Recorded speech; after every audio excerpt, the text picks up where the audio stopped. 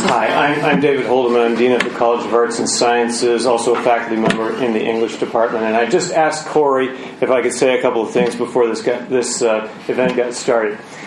In 2017, U.S. News and World Report ranked the English department at UNT 125 in the country. In 2018, the English department moved from 125 to 91. Now, that might not seem like a big deal to you, being 91, but there are well over 200 English departments with graduate programs in the United States. So that's a big jump. That's going from middle of the pack to up towards the front. And I just am very proud of that. And I think that it's very difficult to attribute that kind of progress to any one factor. I mean, it has to do with the cumulative effect of work that faculty who have been in the department for decades have been doing, and it has to do with the stellar quality of recent hires. But I also think it has something to do with this prize. I really do. This prize has been in existence now for what? Is this the 6th year?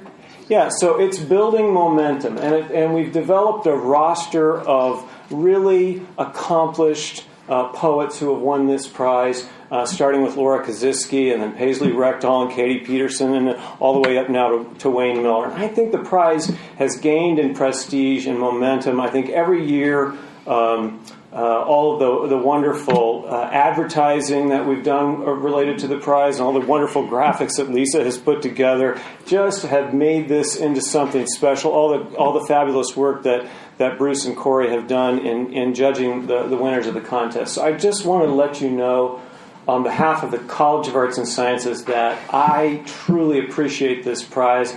I think it's had a big impact on the department and on the university, and I'm so grateful to not just the winners, but all the people who have done the work to administer the prize and build it to this level. So thank you very much.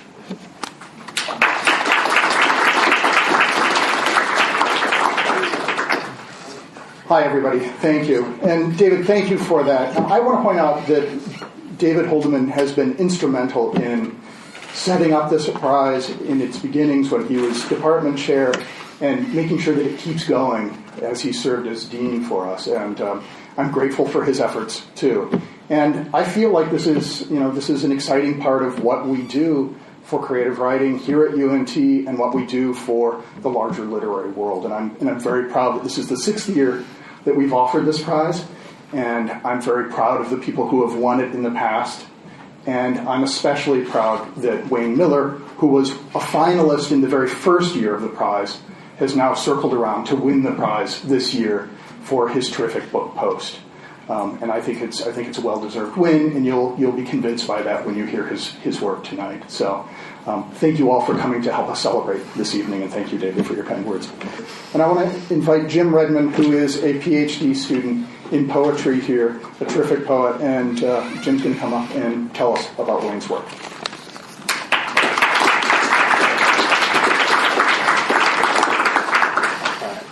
Thanks, everyone, for coming out tonight. The University of North Texas's Rilke Prize was established to give a spotlight to mid-career poets of exceptional artistry and vision. Criteria for winning this award include qualities of ambition, intellectual and imaginative scope, and technical mastery. Wayne Miller's list of accolades perhaps already justifies his standing as a poet whose career is worthy of real notice. He's published 4 full-length collections of poetry: Only the Senses Sleep, The Book of Props, The City, Our City, and Post. He is also a co-translator of 2 books from the Albanian poet Mekim Zecho, and a co-editor of 3 anthologies, including Literary Publishing in the 21st Century and New European Poets. His work has been named a finalist for the William Carlos Williams Award, the 2012 UNT Rilke Prize, and the Penn Center USA Award in Translation.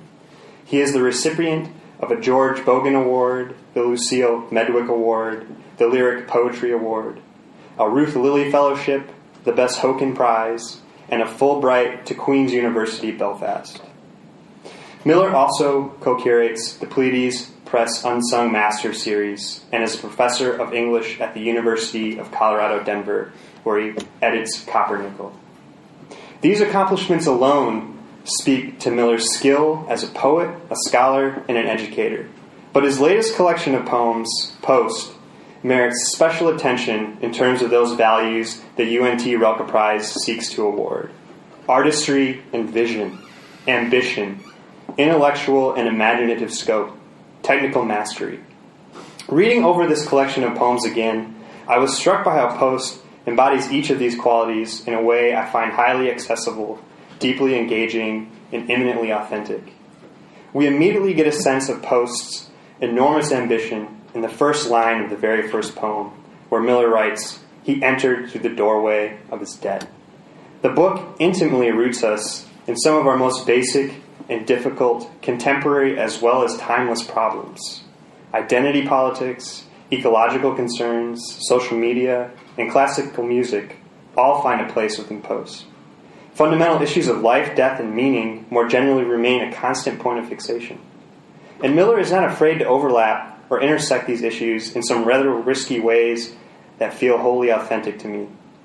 If something like loss continues to color our every experience, even after the grieving process is over, then it only seems right that this collection of poems should foster a kind of total inclusiveness, touching on everything from a tank-out coffee cup to Sun Yat-sen's Chinese Republic. Here we can see the book's intellectual and imaginative scope at play, but also its technical mastery. These poems aren't simply rangy, in transit, or willing to go anywhere. They powerfully displace us, not only at, but actually in the points where these big issues of life, death, and meaning meet actual lived experience. They more perfectly place us in this displacement, in a more systematic way, at the level of the body itself, in the larger frame of the family, and in the even larger scope of the cultural political context, where in a poem like Ballad, American 21st Century, where it's written, "That spring the shooter was everywhere."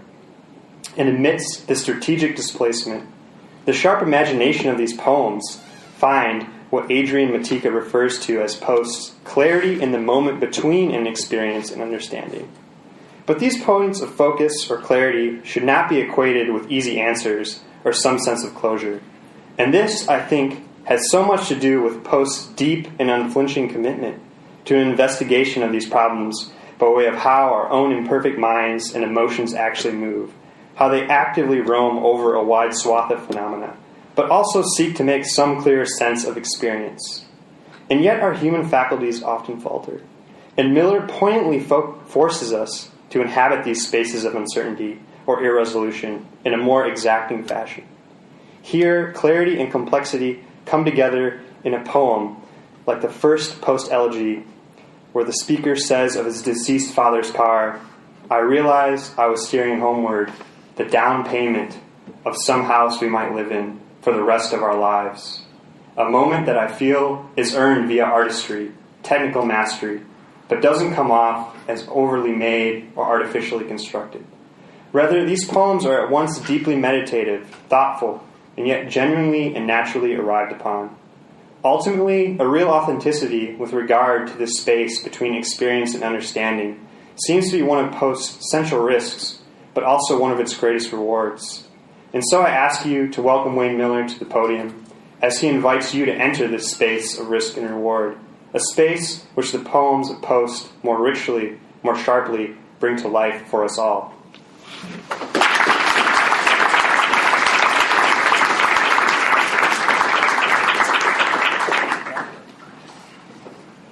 Hi. Thank you for that generous and lovely introduction. And I get a little nervous to read, so I'm really bad about remembering my thank yous, but I think I should especially remember my thank yous today, so I want to make sure that I do that. And so I want to say, first of all, a huge thank you to Corey and to Bruce and to Jean, who judged this prize. All three of them are poets who I admire very, very deeply, and it's really, really gratifying to have them choose my work for this prize. They're such wonderful poets. I also want to thank Lisa and David and Robert, and again Jim for that introduction. And I'm just going to jump into the book, but before I do, I should say just a couple quick things about it. For those of you who haven't read it, I know some of you have had to read it for a class, or maybe have even enjoyed reading it for a class, I would like to think.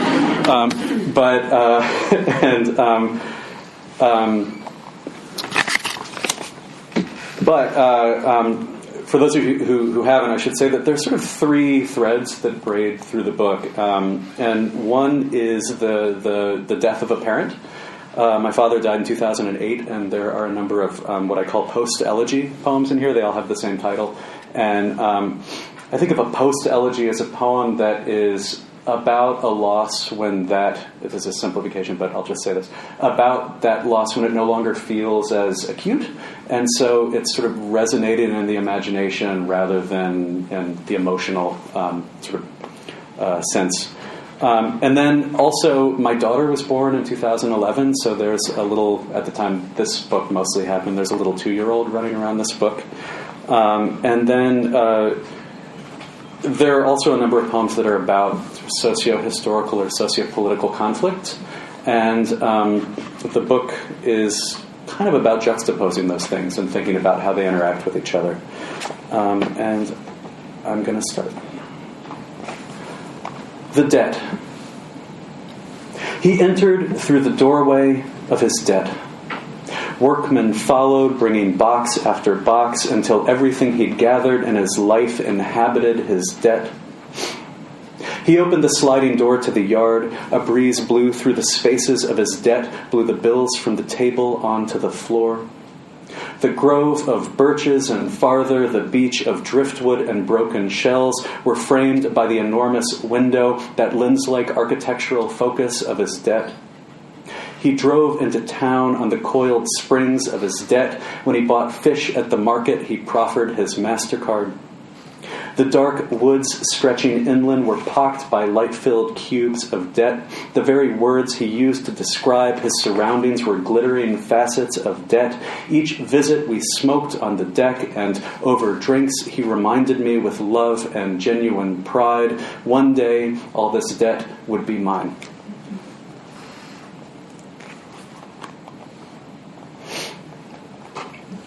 Post-elegy.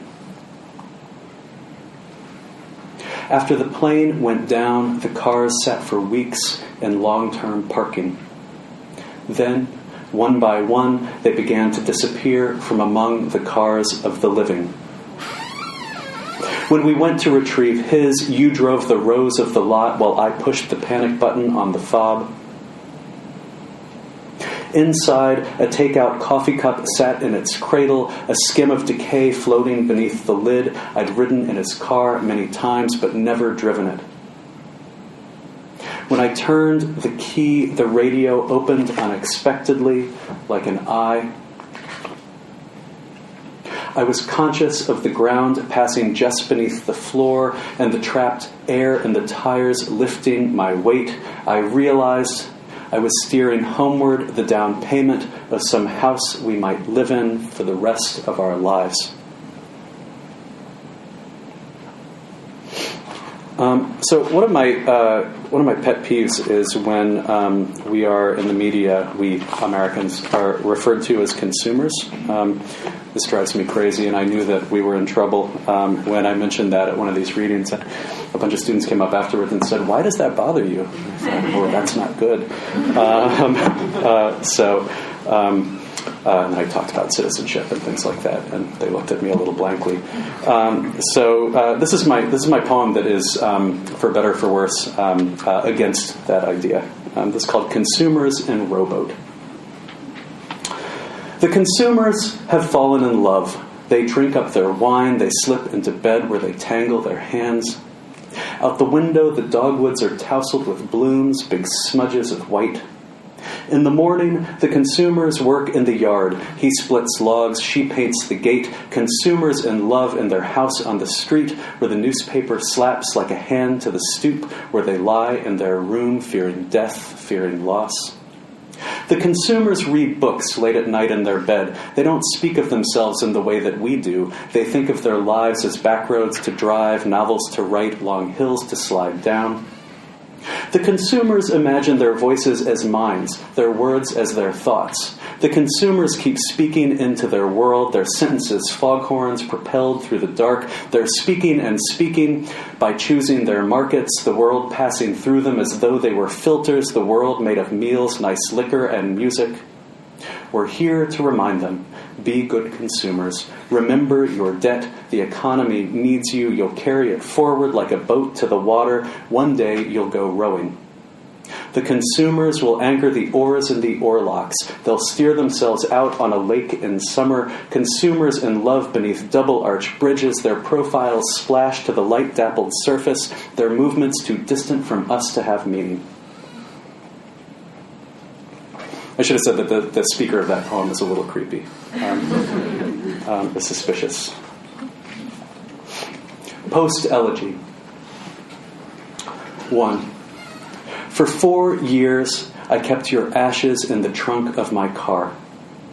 They rode with me to work and back home along the highway's greased tube of air. Someone would say, what a perfect American burial. Evenings, I pushed the remote and the garage door unsealed like the door of a crematory. Then, all night, the day's accumulated heat slipped out of you. I never even removed the box from its postal packaging. 2. Finally, I took the box of ashes to the beach, where once I'd watched you swim, drunk in the turbulent aftermath of a hurricane. I tumped the dust at the lip of the waves, and they swallowed it up. It was easy as that.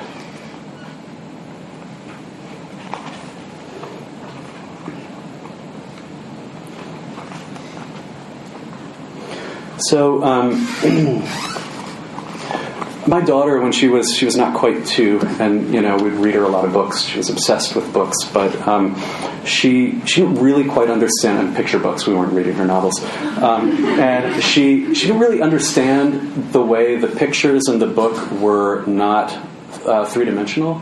So she would try to pick them up. She would reach out and grab at the book, and of course she would be very frustrated by that because she couldn't pick them up. And so that struck me as interesting, so I wrote a poem about it. It's called Inside the Book. For my daughter, these images, these trenches of script. She keeps reaching to pull them from the page, as if the book were an opened cabinet. Every time the page blocks her hand. They're right there, those pictures vivid as stained glass, those tiny inscrutable knots. They hang in that space where a world was built in fits and erasures. She wants to lift that world into her own. Meanwhile, this world floods her thoughts, her voice. It fills the windows, the streets she moves through. It reaches into her as the air reaches into her lungs. Then, before we know it, here she is with us, inside the book.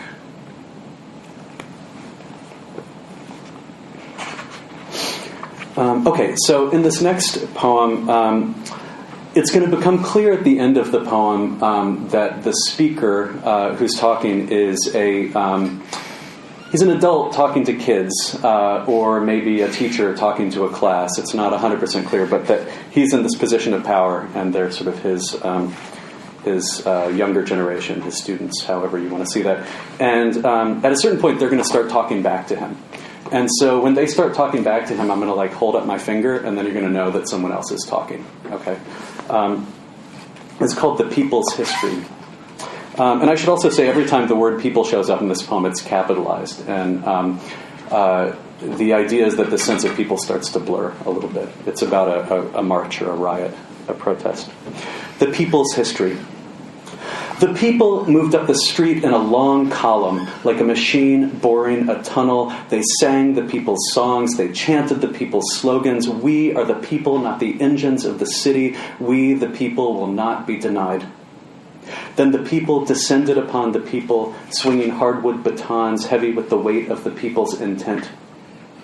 And the people surged then into the rows before them, pushing the people against the blurred arcs of truncheons, the people throwing rocks into the plastic shields and visors, behind which the people blinked when the rocks hit, then pushed back so the mass of people before them compressed. In the windows above the street, the people looked down and thought, thank God we're not the people trapped now in the confines of those bodies.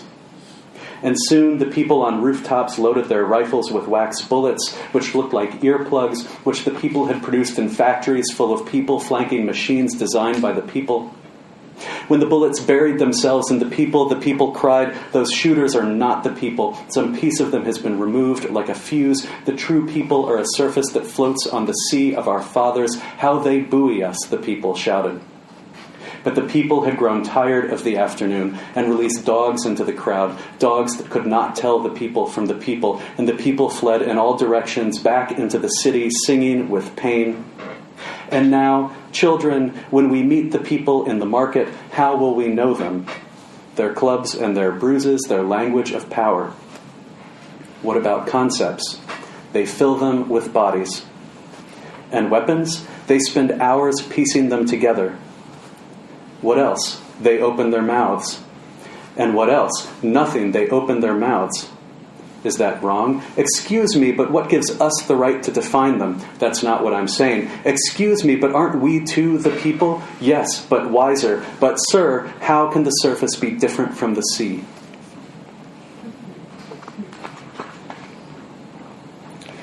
So part of why there are a bunch of riots in this book is that in 2013, I wrote maybe a third of this book while I was living in Belfast, Northern Ireland. And when I was over there, these things called the flag protests were going on. And, in Belfast, it's always a question, sort of which community is it, the Catholic community, the Protestant community that's rioting today.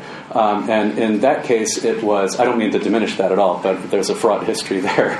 And in the time that we were there, it was the Protestant community because the City Hall had decided to stop flying the Union Jack over City Hall 365 days a year as they would do in wartime and shift it to whatever it is, 23 days a year or something like that, like the rest of the buildings, civic buildings in the UK.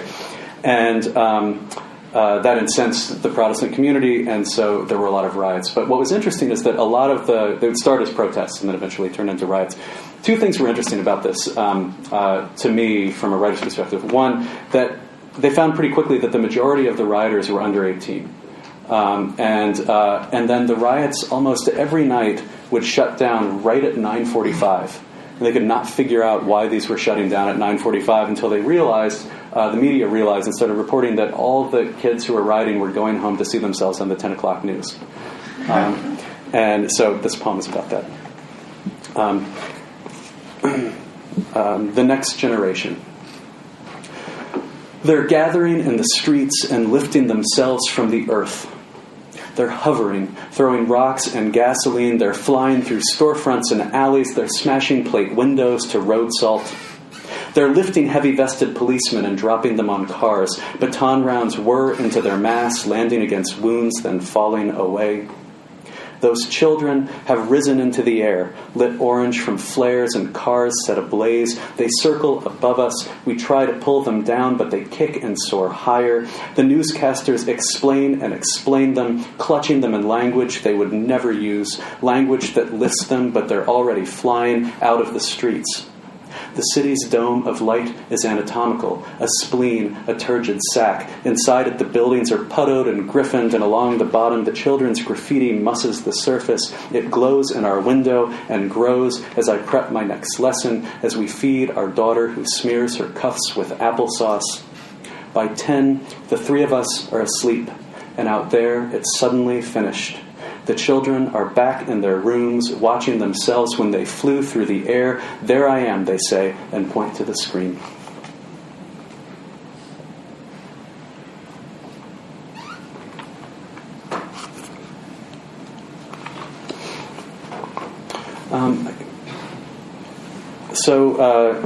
My wife likes to say that human beings are clearly not meant to be monogamous, but they're also clearly too selfish for the most part not to be, and that this is the thing that we grapple with when we're married, right? And so this is a poem where I'm just articulating her idea. So this is basically stolen from my wife, which is appropriate given the poem. And it rhymes, but that might not be clear. It's called Marriage. I was walking, it's kind of a dream poem, I should say, too. Marriage. I was walking away. As I moved, I knew you were sleeping in our bed. I was pushing through time, aware of it, as I slid toward another world that seemed enveloped by the sheath of an indecipherable hum. Cupped inside that moment, I began to surface, a sense of rising. The earth I could feel lifting with me toward a blurred layer in the sky through which the ground, the street, the windows passed, and see, I arrived at the warm engine of you asleep beside me.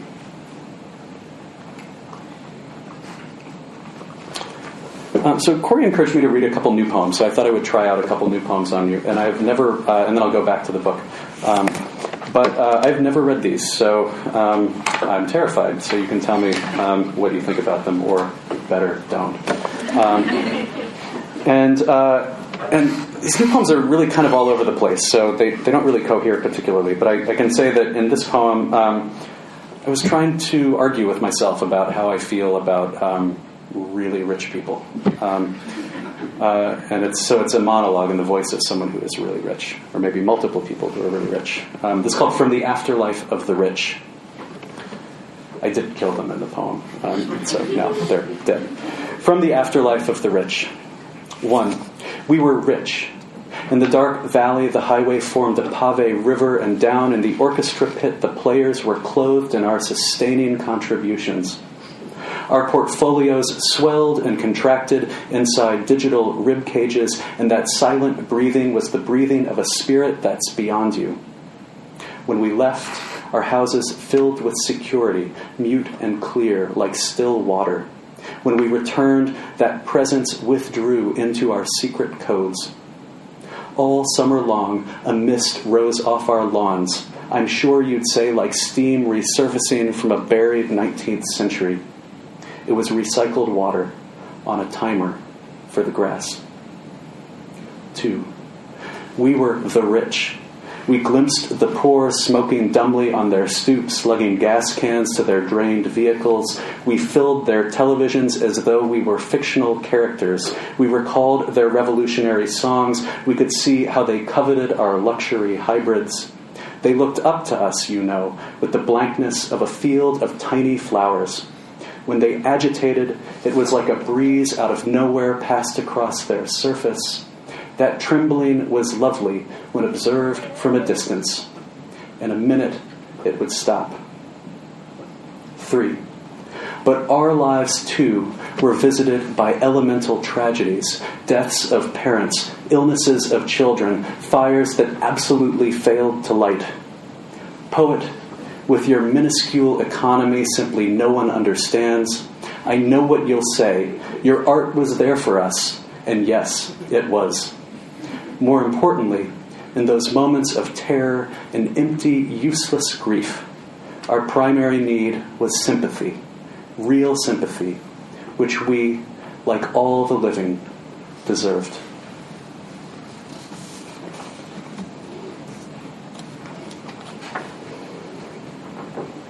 Mind-body problem. It's a little love poem. Mind-body problem. When I touch your skin and goosebumps lift, it's your mind that surfaces there. When your iris tightens mechanically around your pupil, that aperture becomes for me the blacked-out cockpit of your mind. It's your mind that touches your tongue to mine, your mind when you're driving, that when you're driving lowers your hand to my thigh almost mindlessly. Your mind like a pilot light inside your sleep, your mind that beats your heart slower than faster infusion pump in the chest flooding your mind. But your heart is not your mind. The curve of your hip, the soft skin of your wrist is not your mind. The tumor growing in your brain is just your brain, I say. The shape of your face, the sound of your voice, which I love so much, is not your mind. Your mind spills through. Fire I can't stop watching, from the far side of this darkening valley.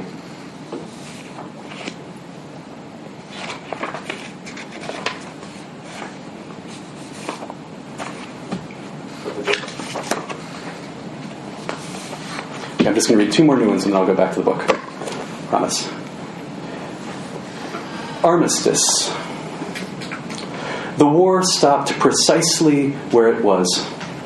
Soldiers mortared foundations inside their foxholes, then they erected walls, then windows and roofs. At night they gazed from their bedrooms down into the valley with its dim town they'd failed to enter. Trenches swelled with rainwater. Soon punts and tour boats slipped over the dugouts. So many of the structures we lived among that shaped our days belonged to the war. Tanks packed with silence rested in the square. Bombers hovered, frozen above their targets, and the children wondered at what was up there. They began climbing the ladders of bombs hanging in the air. And when the most daring reached the bays to clamber finally into the cockpits, the war snapped back into motion.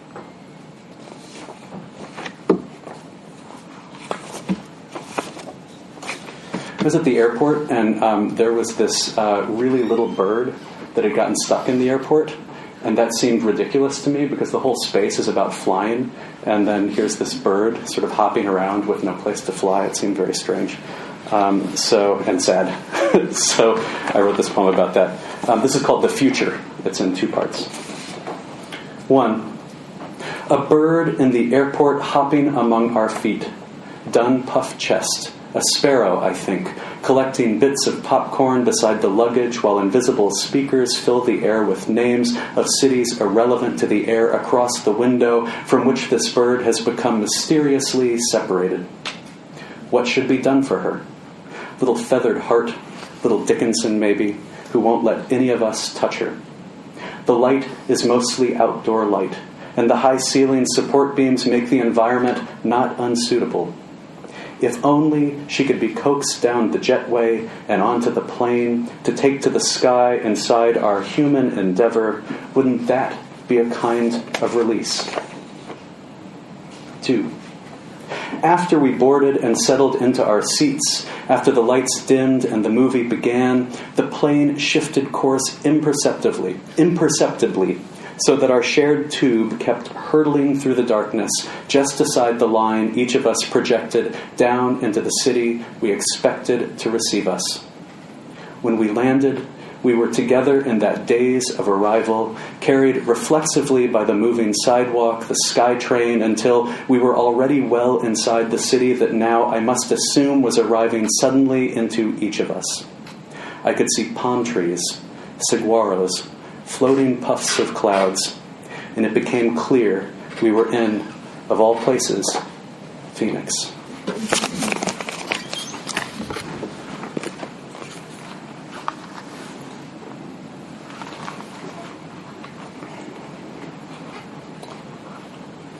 So I taught for 12 years I lived in Kansas City, Missouri, and for 12 years I taught at this school in Warrensburg, Missouri, which is about 50 miles outside of Kansas City. And I would commute out and commute back, and it was a long time to be doing that commute. And at a certain point, I got another job. And in my last 2 months of doing that commute with my daughter in the back of the car, because she was in preschool out there was a highway shooter who was shooting into cars in the Grandview Triangle that we had to drive through to get out to work. And I believe that he shot 12 cars and 8 people in a period of a month. I don't know if it made national news, but it made a lot of local news. And eventually they caught him. But so here I felt like Missouri was clearly trying to expel me. This was not a great thing to be dealing with. And then at the same time that was going on, there was an attempted high school shooting in the town that I was teaching in. And the shooter got chased away and ended up committing suicide in the parking lot next to the English department. And then, meanwhile, we had a training on how to handle school shootings. And so all of this, news about mass shootings and public shootings all seemed very present to me. And it also occurred to me as all these shootings were happening around that time, because there were a whole bunch of them, that I had started imagining the shooter as the same person, just popping up in different places. And that's when this poem happened. I should say, that the poem is in 4-line rhyming stanzas, but the rhymes shift around, so you may not be able to hear them. And then the other thing is that it's really not clear how much of what's happening in this poem is in the speaker's imagination and how much of it is real. So there's a kind of paranoid speaker who's speaking, and then there's also real things that are happening, and they're a little blurred. This is called Ballad, American 21st Century. That spring, the shooter was everywhere. Shot from our minds into the hedgerows that pick up beds in second-floor windows, the hillocks and tentacled live oaks. And sometimes he was tracking us with the dilated pupil at the tip of his rifle. His bullets spun into the theater's stop sign faces, the tessellated car lots beyond the exits. They tore holes in our restaurants and vinyl siding, those fiberglass teacups we clambered into at the county fair. Though you don't remember it, little bear, a bullet crossed right in front of your car seat. Then window glass covered you like bits of clouded ice, and the rain came pouring in as I raced for shelter at the Wendy's off exit 10. Every night we kept our curtains drawn, and while your mother slept, I sat alone in the bathroom dark watching the news surface into the ice-cut window of my cell phone. They said the shooter was in St. Louis shooting up a middle school gym. Then he'd gone to the beach where he killed a girl pouring sand from a cup into a sandwich tin. Nevertheless, I pictured his face as a cloud of insects hovering in the blackest corner of the empty lot across the street.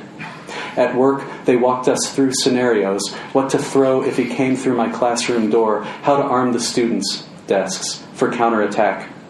And when he came, and when those next 4 people were erased, they trapped him in a high-speed chase toward the touchless car wash, where the cops encircled him, and rather than relent, he put his rifle barrel to his mouth like the mouth of a test tube from some childhood experiment.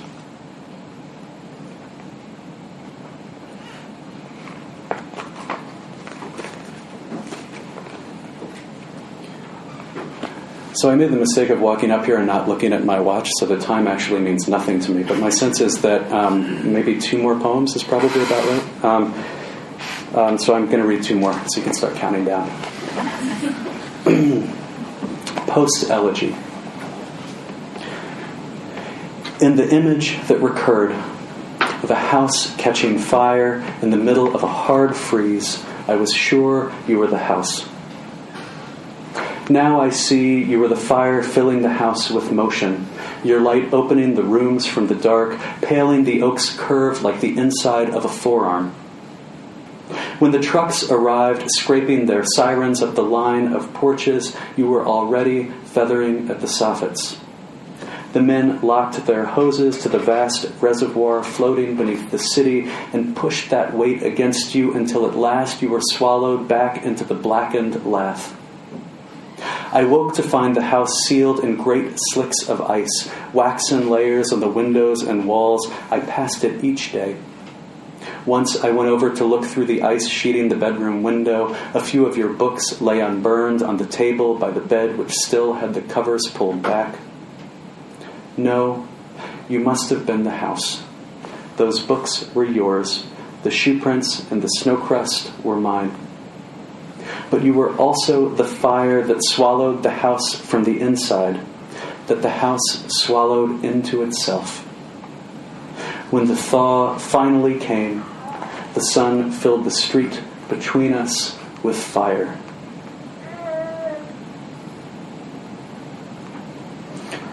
And then I'm going to close with this. Poem. And I don't want you to get nervous when I say this, but this is in 12 sections. But each section is only about a line, so don't worry. And it's called On Language, but I feel like the alternate title is On Marriage. So I'm really thinking about what marriages are built of language.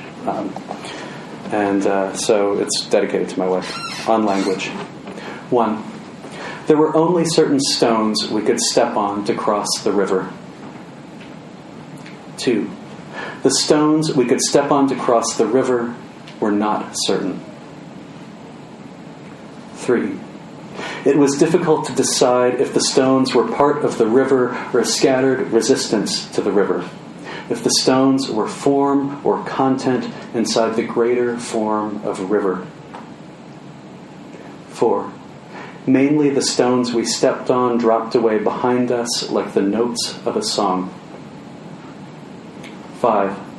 A lovely village lay across the river, but we spent most of our time focused on stones.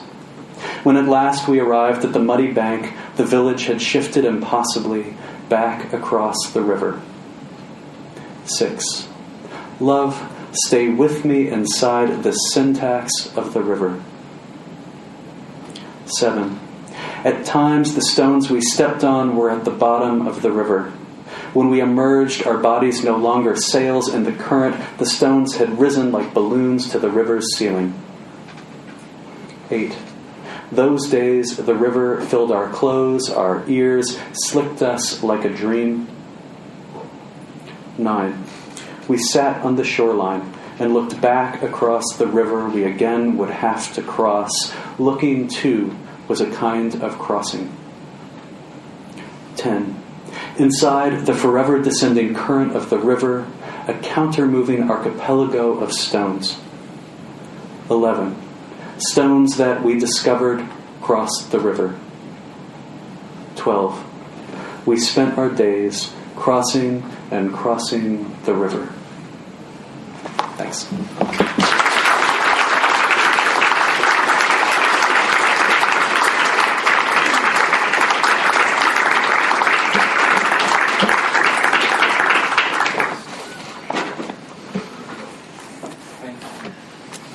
So Wayne, I actually get to make the presentation of the Rilke Prize. I don't know that Jim or Corey mentioned it, but the Rilke Prize that we are able to give and that David established when he was the chair is a $10,000 prize, which is always a pleasure to give and to get. I imagine, right? Not going to complain to receive, along with the UNT Rilke Prize medal. Right, which I will not put around Wayne's neck. Right, I will. But I will wear it around later. But he will wear it around. If only at my hotel. East side, right? East side, right. So it is really. I just want to say congratulations and what a pleasure it's been to spend time with you. It was deeply pleasurable for me to get a chance to listen to work that is. Jim mentioned, Wayne's industry and the intelligence you've heard in the work, but also the fact that he's so witty and joyful and humane. And so it is with great pleasure that I present you with the 2017 Rilke Prize. Congratulations.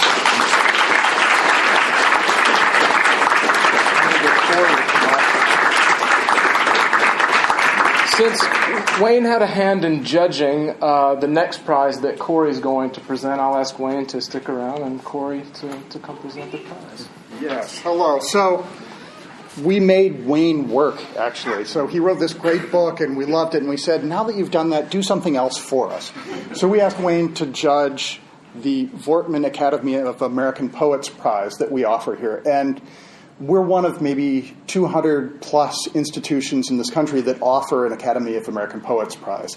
And it's overseen by the Academy, and it's a prize that I think many poets who go on to have celebrated careers have won early in their lives. And we're now happy that we participate in this program. This is a program that we've been running now for a few years because of a generous donation from Paul Vortman. And so it's named after Paul Vortman. And this year, Wayne chose a poem by Andrew Koch, who is a first-year PhD poetry student. I'd like Andrew to come forward. And he chose a poem called Inheritance by Andrew Koch.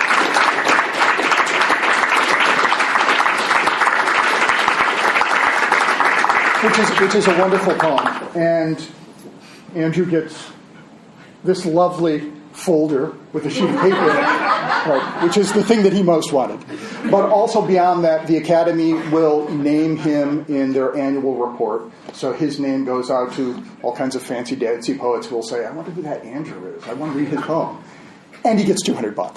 So congratulations to Andrew and Thanks. And we're thrilled that we could offer this prize, and we're grateful for Wayne's help. So, thank you. Okay, everybody. Thank you again for coming out, and get the books signed, and if you want to come out later and talk to Wayne some more, come join us at Oak Street. So, thank you all.